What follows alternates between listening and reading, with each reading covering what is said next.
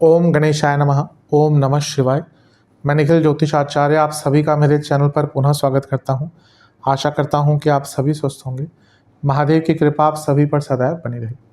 ये video taurus यानी कि वृषभ के लिए अत्यंत विशेष है, क्योंकि वीडियो है 14 से 20 अक्टूबर 2024 के साप्ताहिक राशिफल के बारे में।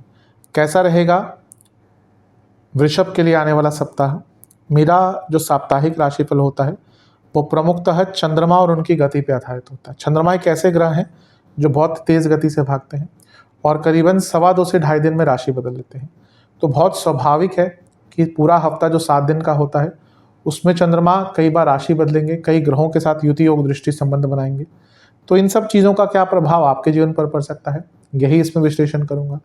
चंद्रमा मन के कारक होते हैं और डे टू डे एक्टिविटीज़ पर बहुत ज़्यादा उनका इम्पैक्ट होता है। इसलिए साप्ताहिक राशिफल की विशेषता अपने आने वाले सप्ताह को प्लान आउट करने के लिए बहुत बन जाती है, बहुत बढ़ जाती है।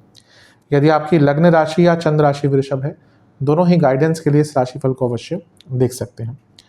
टेक्निकली अलग अलग राशिफल नहीं बन सकते, जहाँ से आपको ज़्यादा सूट करता है वहाँ से देखिए। मेरा व्यक्तिगत मानना है कि लग्न राशि देखेंगे तो अच्छा है, नहीं पता तो चंद्र राशि से ऑब्जर्व कर सकते हैं। शुरू करते हैं। चंद्रमा आपके 10वें घर में रहेंगे 14 तारीख को और 15 अक्टूबर शाम के 4 बजे तक यहीं पे उनका प्रवास रहेगा। 10वें घर में चंद्रमा है, अच्छा प्रभाव आता है उनका। उपचय भाव के स्वामी है, कार्य क्षेत्र में चीज़ें आगे बढ़ेंगी, एक लय रहेगी, एक गति रहेगी। शनि के साथ है जो खुद 10वें घर के स्वामी हैं, तो ये भी अच्छा है। लेकिन ये विषयोग है और शनि वक्री है। सब कुछ अच्छा रहेगा, काम भी अच्छा कर पाएंगे, लेकिन ना मन नहीं लगेगा, एक उतना फोकस से या उतना उत्साह से काम नहीं कर पाएंगे जितना कर सकते हैं। बस उस पर थोड़ा सा कंट्रोल करना है, अदरवाइज ये समय आपका अच्छा ही है।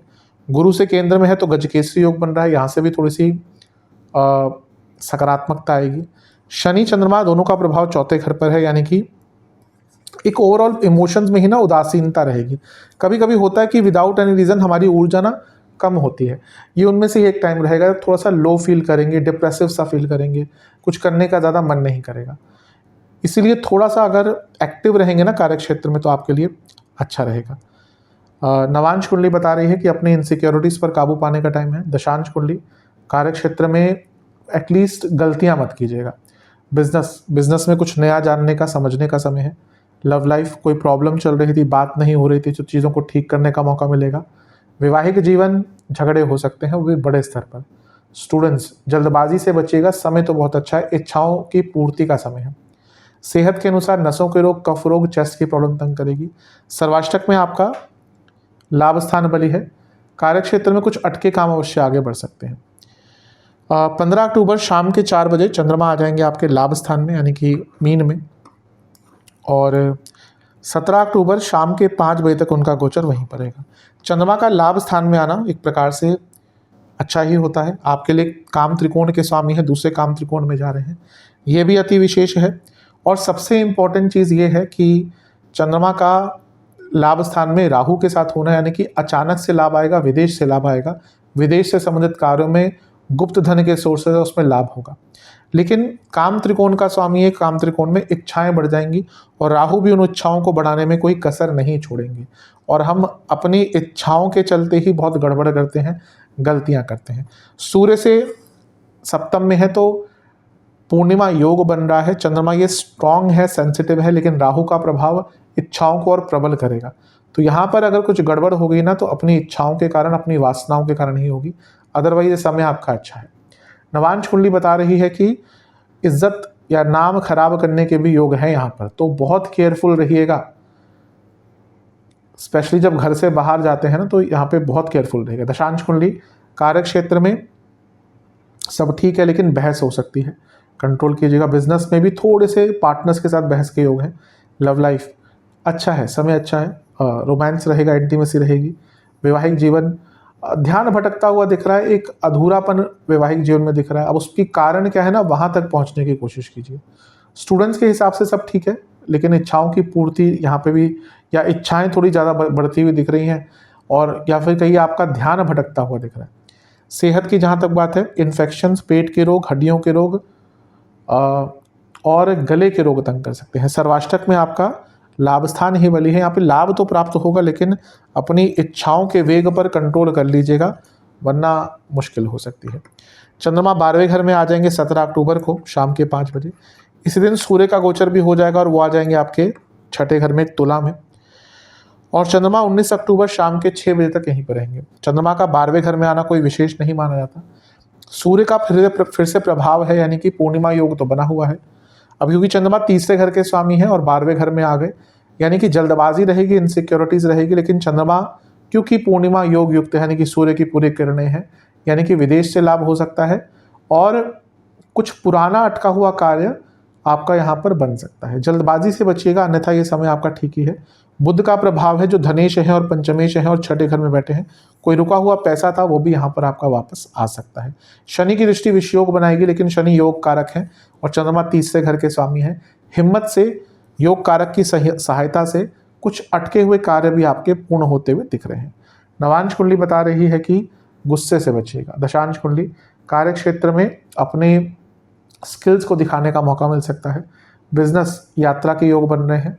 लव लाइफ बहुत अच्छा टाइम है, चीज़ों को ठीक करने का समय है। वैवाहिक जीवन थोड़ा सा बस गुस्सा अभी भी दिख रहा है, लेकिन बस ये है ना कि आप वैल्यू नहीं दे रहे अपने लाइफ पार्टनर को, तो उनको उनका ड्यू मिलना चाहिए, इस पर काम कीजिए। जहाँ तक स्टूडेंट्स की बात है थोड़ा सा नकारात्मक टाइम दिख रहा है। सेहत भी बिगड़ सकती है, फोकस भी बिगड़ सकता है, चीज़ें आपके हित में नहीं जाएंगी। जहाँ तक सर्वाष्टक की बात है आपका फिर से लाभ स्थान बली है, विदेश से लाभ के योग यहाँ पर बहुत बन जाते हैं। जहाँ तक सेहत की बात है नसों के रोग, हड्डियों के रोग, इंडाइजेशन, पित्त रोग, बॉडी में हीट, बॉडी में एसिडिटी ज़्यादा रहेगी।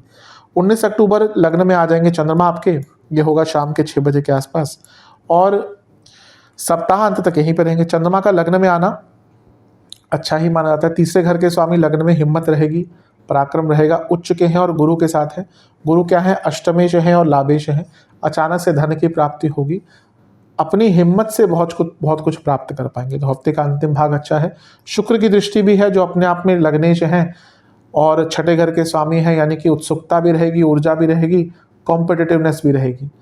तो समय हफ्ते का अंतिम भाग वाला आपका अच्छा है। शुक्र चंद्रमा का समसप्तक योग धन देकर जाता है, तो हफ्ते का अंतिम भाग भौतिक रूप से प्रसन्नता लेकर आएगा। विवाह के योग भी हफ्ते के अंतिम भाग में अच्छे बन रहे हैं, क्योंकि शुक्र का प्रभाव लग्न पर भी है, लाभेश पर भी है, यानी कि गुरु पर भी और चंद्रमा पे भी है। नवांश कुंडली बता रही है कि यहाँ पर मेहनत का फल मिलेगा। दशांश कुंडली बता रही है कि कार्य क्षेत्र में नया कुछ सीखने का मौका मिलेगा। बिजनेस की जहाँ तक बात है एक लीडर बन के उभरना पड़ेगा, वरना चीज़ें आपको या फिर लोग आपको सीरियसली नहीं लेंगे। लव लाइफ की जहाँ तक बात है गुस्सा हो सकता है, गुस्सा आ सकता है, उन बातों पर झगड़े होंगे जिनकी कोई आवश्यकता नहीं होगी बातों की। वैवाहिक जीवन थोड़ा सा टाइम दीजिए अपने लाइफ पार्टनर को और कुछ सेक्रीफाइस कीजिए उनके लिए। देखिए बहुत इजी होता है कि मुझे तो ऐसे ही रहना है, मैं तो ऐसे ही करूँगा। एक वैवाहिक जीवन हो या कोई भी रिलेशनशिप हो, थोड़ा सा कॉम्प्रोमाइज़ करना ही पड़ता है और ये अभी आपको अपने लेवल पर करना पड़ेगा। स्टूडेंट्स की जहाँ तक बात है बहुत शुभ समय है, लेकिन ऐसा लग रहा है कि कहीं ना कहीं एक गाइडेंस की आवश्यकता है, तो किसी ऐसे व्यक्ति को ढूंढिए जो आपको गाइड कर पाए। सेहत के अनुसार इंडाइजेशन, लिवर के रोग, इंटेस्टाइन और गॉल ब्लैडर से संबंधित रोग तंग करेंगे। सर्वाष्टक में आपका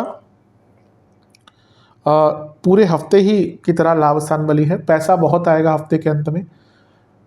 बस ये ध्यान दीजिएगा कि खर्चों पर भी नियंत्रण करें, क्योंकि इस हफ्ते स्पेशली हफ्ते के अंतिम भाग में कोई बहुत बड़ा खर्चा होता हुआ दिख रहा है।